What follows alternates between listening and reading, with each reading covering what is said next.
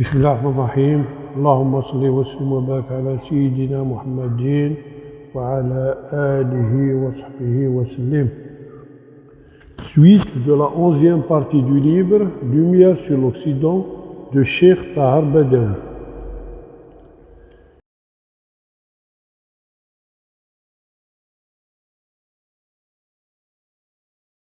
Que sa sainteté le pape me permette de lui livrer quelques vérités historiques, chantant sur tous les toits la clémence et la tolérance de l'islam.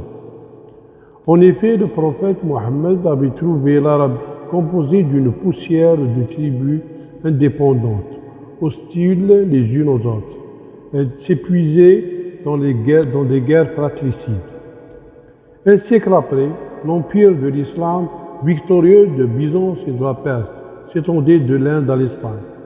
Seul l'étonnant exploit de l'armée macédonienne sous la conduite d'Alexandre et l'épopée mongole du XIIIe siècle peuvent être comparés pour l'étendue et la rapidité des conquêtes, à l'expansion arabe.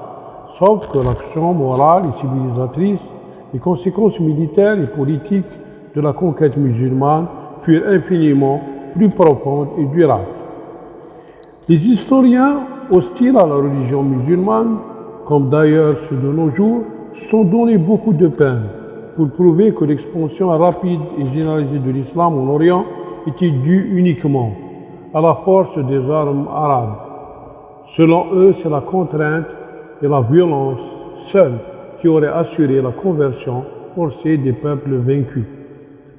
De son côté, le célèbre poète français Lamartine, dans l'histoire de la Turquie, en rendant un célèbre hommage aux exploits du prophète Mohammed, se souleva énergiquement contre cette théorie trop simpliste et haineuse des ennemis de l'islam. Jamais, dit ce grand poète, l'homme ne se propose volontairement ou involontairement un but plus sublime, puisque le but était surhumain. Saper les superstitions interposées entre la créature et le Créateur, rendre Dieu à l'homme et l'homme à Dieu, restaurer l'idée rationnelle et sainte de la divinité dans ce chaos de Dieu matériel et défiguré de l'idolâtrie. Jamais homme n'accomplit en moins de temps une si immense et durable révolution dans le monde, puisque moins de 2 siècles après sa prédication, l'islamisme, prêché et armé, régnait sur les 3 Arabies, conquérait à l'unité de Dieu, la Perse, le Khorasan, la Transoxiane, l'Inde occidentale, la Syrie, l'Égypte, l'Éthiopie, tout le continent connu de l'Afrique septentrionale, plusieurs îles de la Méditerranée, l'Espagne et une partie de la Gaule. Si la grandeur du dessein, la petitesse des moyens, l'immensité du résultat sont les 3 mesures du génie de l'homme, qui osera comparer un grand homme de l'histoire moderne à Mohammed?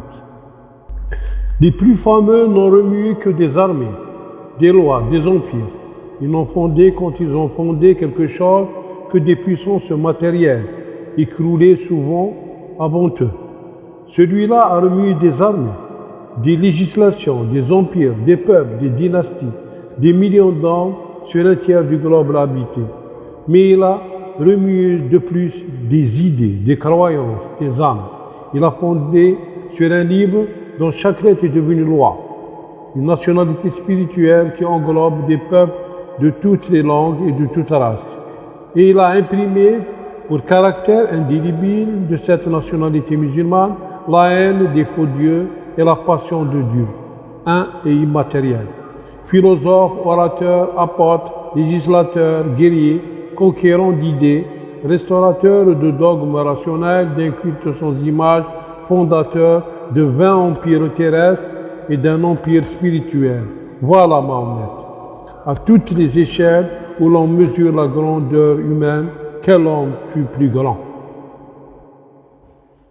Il serait téméraire d'essayer d'ajouter quoi que ce soit à ce portrait du prophète par Lamartine, dirait notre célèbre écrivain Haïdar Bamat dans Visage de l'Islam, mais avant qu'il ne soit génie et grand homme de l'histoire, il est prophète, messager de Dieu, guide et protégé par la volonté du Tout-Puissant. Gloire à lui seul. Un islamologue tel Don Miguel Hassin Palacios, se servant de faits historiques irréfutables, puisant souvent son argumentation dans les écrits, même des auteurs dont l'aversion pour l'islam et le parti pris sont aux yeux, arrive à la conclusion que la force brutale et la guerre n'ont eu qu'un rôle tout à fait secondaire dans l'expansion de l'islam. D'autres historiens qui se sont penchés avant lui sur la question de l'intolérance musulmane se sont exprimés en termes plus vigoureux. Les musulmans sont les seuls enthousiastes qui unissent l'esprit de tolérance avec le zèle du prosélytisme et qui, en prenant les armes pour propager la doctrine de leur prophète, et permis à ceux qui ne voulaient pas la recevoir de rester attachés au principe de leur culte, dit Robertson dans son Histoire de Charles Quint. De même, Michaud écrit dans son Histoire des croisades, Mahomet défendit à ses lieutenants de tuer des moines parce que sont des hommes de prière. Quand Omar s'empara de Jérusalem, il ne fit aucun mal aux chrétiens.